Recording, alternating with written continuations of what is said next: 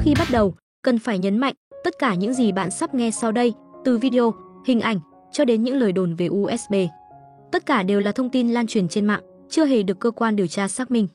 Mong khán giả tiếp nhận với sự tỉnh táo và lý trí.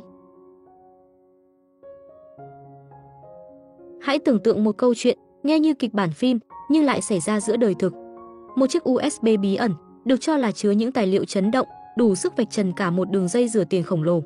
Người ta thì thầm rằng Vu Mông Lung, nam diễn viên tài hoa nhưng bạc mệnh, đã liều lĩnh nuốt chiếc USB ấy vào bụng để bảo vệ nó khỏi những kẻ đang săn lùng. Và rồi, không lâu sau, trên cơ thể anh xuất hiện lớp băng gạc quấn chặt vùng bụng, dấu hiệu của một cuộc phẫu thuật kỳ lạ. Nó khiến dư luận đặt câu hỏi, phải chăng có ai đó đã mổ anh ra để lấy đi bằng chứng chết người? Nhưng đó chưa phải tất cả. Một đoạn video gây sốc xuất hiện trên mạng, trong đó, một nhóm người đang kéo lê một ai đó, một cuộc vật lộn và bạo hành trong một tòa nhà. Dù gương mặt nạn nhân mờ nhòe, nhiều khán giả lập tức khẳng định đó chính là Vu Mông Lung. Clip nhanh chóng lan truyền như lửa gặp gió, thổi bùng sự phẫn nộ và hoang mang.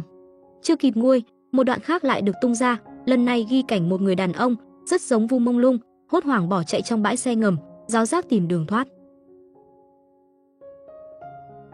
Nhưng khi nỗi sợ hãi còn chưa kịp lắng xuống, lại có ý kiến phản bác, đó chẳng qua là đoạn phim từ một trò chơi thoát hiểm, vốn đã đăng tải từ trước. Vậy sự thật là gì? Những hình ảnh kia là bằng chứng cho hành trình trốn chạy cuối cùng, hay chỉ là chiêu trò cắt ghép tinh vi để đánh lạc hướng?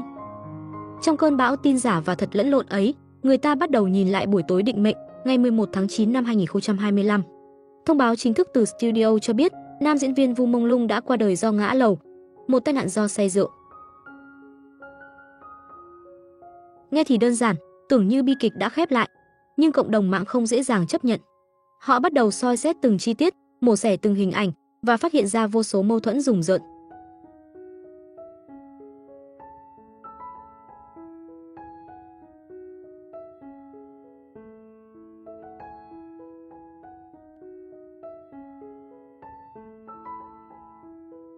Ở loạt ảnh đầu tiên từ hiện trường, Vu Mông Lung được thấy mặc bộ đồ màu xanh, cơ thể xuất hiện vết băng quấn quanh bụng.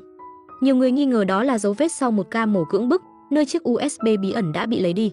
Nhưng chỉ ít lâu sau, một loạt ảnh khác xuất hiện, lần này anh mặc áo trắng, không còn dấu vết của bộ đồ xanh hay băng gạc. Tại sao lại có hai phiên bản khác nhau? Phải chăng hiện trường đã bị dàn dựng lại để che đậy điều gì đó? Đám đông trên mạng không bỏ qua chi tiết nào. Họ phóng to từng khung hình, chỉ ra những vết bầm tím, những dấu nhỏ trông giống như vết tiêm kim y tế. Có người còn khẳng định vết bầm không phải do ngã, mà là kết quả của bạo lực kéo dài. Một số tài khoản tố rằng anh từng bị giam giữ nhiều ngày trước đó, phải chịu đựng tra tấn thể xác và tinh thần, thậm chí còn có lời đồn về việc bị xâm hại tập thể. Những cáo buộc ấy, dù chưa có bằng chứng pháp lý, vẫn lan nhanh như vết dầu loang, biến cái chết của Vu Mông Lung thành tâm điểm của một cơn địa chấn dư luận.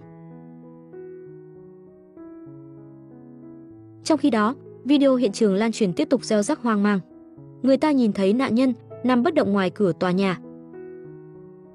Có người đặt câu hỏi, họ thật sự đang giúp đỡ hay đang che giấu điều gì? Lưới chắn cửa sổ, nơi anh rơi xuống vốn được cho là rất chắc chắn. Vậy làm sao một người say rượu lại dễ dàng vượt qua? Nếu anh không tự nguyện, vậy ai đã đưa anh ra đó? Những chi tiết mâu thuẫn chồng chất khiến câu chuyện càng lúc càng ly kỳ. Một bên là studio, khăng khăng gọi đó là tai nạn. Một bên là cư dân mạng, ngày đêm truy tìm manh mối, ghép nối từng clip, từng dòng chữ, từng bức ảnh để dựng nên một bức tranh hoàn toàn khác. Một kịch bản âm mưu, nơi Vu Mông Lung trở thành nạn nhân vì dám nắm giữ bí mật chết người.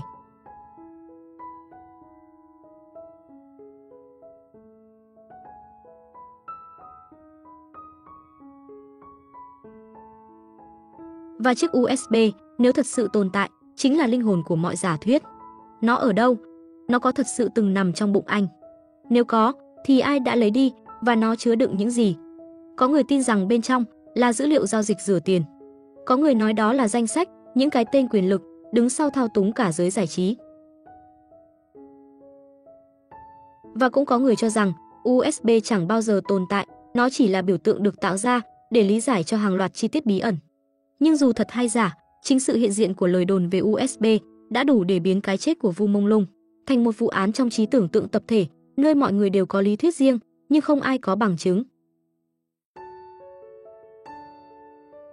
Đáng sợ hơn cả, làn sóng thông tin ấy không chỉ lan rộng mà còn liên tục bị chặn lại. Nhiều bài đăng, nhiều video bất ngờ biến mất, tài khoản tung tin đột ngột đóng cửa.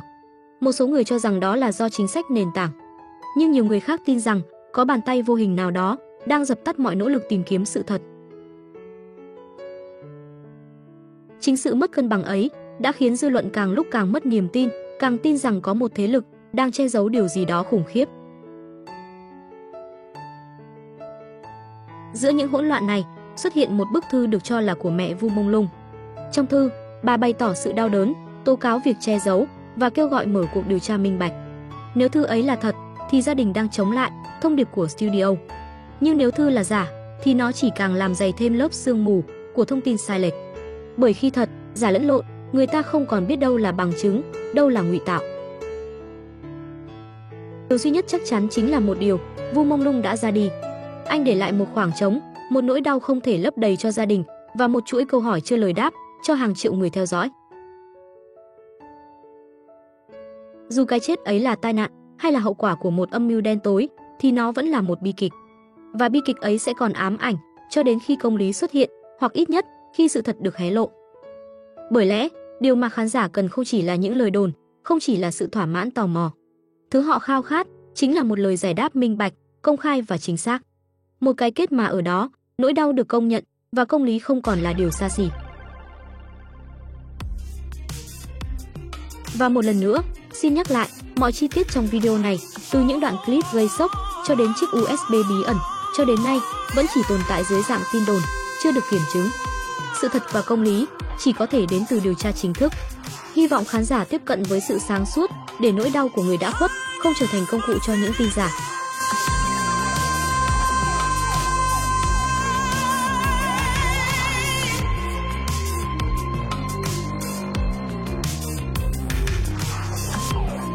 Said I made